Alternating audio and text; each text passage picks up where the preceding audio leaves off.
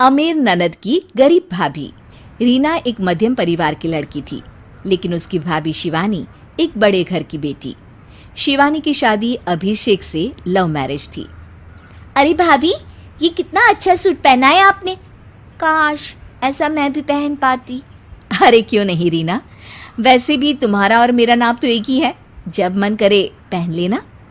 भाभी, आपको आपके पापा ने कितने अच्छे कपड़े गहने दिए हैं। मैं उनकी इकलौती बेटी जो हूँ। बेटी तो मैं भी इकलौती हूँ, लेकिन क्या करे, पापा है नहीं, पता नहीं कैसे होगी मेरी शादी। तभी वहाँ शिवानी की सास आ जाती है। अरे क्यों नहीं करेगा भाई तेरी शादी धूमधाम से, आखिर जिम्मेदारी है तो उसकी। और वो दिन भी आ जाता है जब रीना की शादी तय हो जाती है। अभिषेक, क्या हुआ? आप इतने परेशान तो कभी नहीं दिखे, कोई बात है तो बताइए मुझे।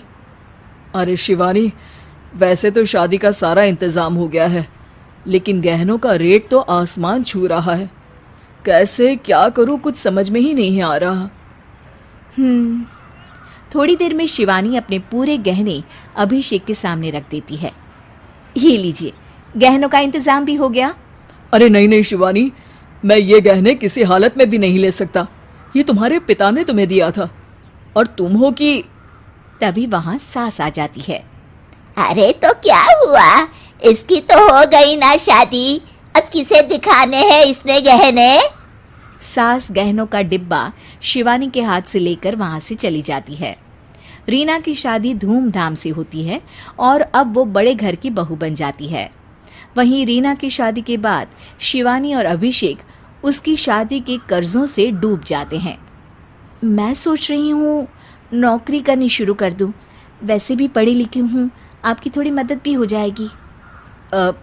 वैसे शिवानी, कुछ दिन कर लो तो अच्छा ही होगा, क्योंकि ज़रूरत भी है।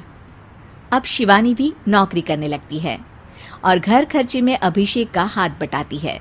एक दिन शिवानी, रीना का फोन आया था, कह रही थी कि आने वाले त्योहार में उसके ससुराल जाना है। ठीक है माँ। अरे ठीक तो है, लेकिन एक काम कर लेना, उसके सास ससुर से लेकर पूरे खानदान के कपड़े मिठाइयाँ सब ले आना, और हो सके तो रीना के लिए छोटे से कान में पहनने के बूंदे भी। और क्या है ना, शादी में उसे सारी बड़ी बड़ी कान की ज्वेलरी दी थी, घर में पहनने के लिए तो उसके पास कुछ भी नहीं है। शिवानी सोच में पड़ जाती है कि वो क्या करे, क्योंकि कर्जों और घर के खर्चों के बाद तो पैसे बचते ही नहीं थे। शिवानी फिर अपने पिता को फोन करती है और उनसे पैसे मांगती है। देखो शिवानी, मैंने तुम्हें शादी के वक्त ही मना किया था कि ऐसे घर में शादी करनी ही नहीं चाहिए। अरे अभिषेक को शर्म आनी चाहिए जो ससुराल से पैसे मंगवा रहा है। शिवानी को पिता की बात पर गुस्सा आ जाता है। आप मेरे पिताजी हैं और मैं परेशान थी, इसलिए आपसे मदद की उम्मीद की पापा। अभिषेक को तो पता भी नहीं है कि मैंने आपसे पैसे मांगे हैं। शिवानी सोचती है कि वो अभिषेक से बात करे, लेकिन फिर उसे लगता है कि वो टेंशन ले लेगा। तभी शिवानी की नज़र हाथ के कंगन पर पड़ती है, सीधे बाजार जाती है और उसे बेचकर ननद के घर ले जाने का सारा सामान लेकर आती है और सास के सामने रख देती है। हाँ ठीक है, लेकिन फल थोड़े और अच्छी क्वालिटी के होने चाहिए थे। शिवानी कुछ नहीं कहती, वहां से चली जाती है। एक दिन शिवानी, रीना का फोन आया था, बहुत रो रही थी। क्यों माँ, क्या हुआ? सब ठीक तो है ना उसके ससुराल में? अरे तूने तो उसकी नाक ही कटवा दी। अब मैंने क्या कर दिया माँ? कह रही थी कि बड़े घर की बहू है भाभी, जो कपड़े दिए वो ब्रांडेड भी नहीं थे। तू तो जानती है ना उन लोगों का पहनावा कितना अच्छा है। तू तो मेरी बेटी का भला कभी सोचती नहीं।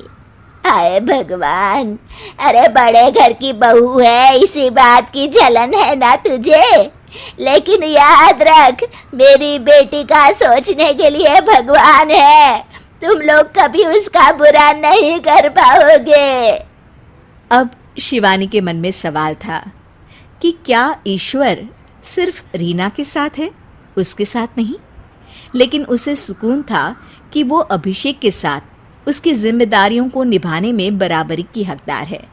शिवानी वहां से चली जाती है। वो सास से कुछ नहीं कहती, क्योंकि अमीर घर की बहू बनकर रीना को भले ही सुकून ना हो, लेकिन गरीब घर की बहू बनकर शिवानी खुश है। क्योंकि खुशी पैसों से नहीं, परिस्थितियों पर निर्भर करती है।